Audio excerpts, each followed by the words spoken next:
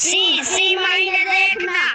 drink मायने पीना, run मायने दौड़ना, गिव मायने देना, गो मायने जाना, टेक मायने लेना, ईट मायने खाना, स्पीक मायने बोलना, कम मायने आना,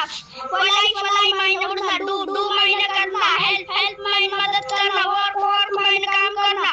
राइट मायने लिखना, कुक मायने पकाना, प्ले मायने खेलना, वॉश मायने धोना, आस्क मायने पूछना, क्लीन मायने साफ करना, फाइट मायने लड़ना,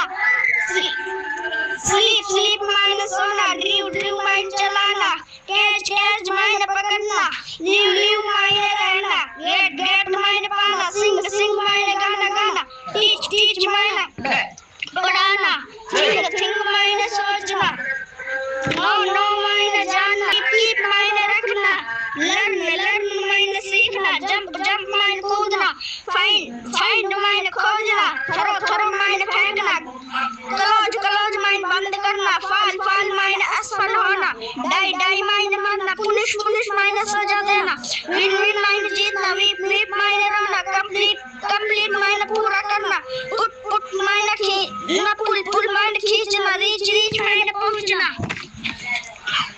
वॉच मायने देखना, ऑर्डर मायने आदेश देना, बॉर्न मायने जलना, फिनिश मायने खत्म करना, बाय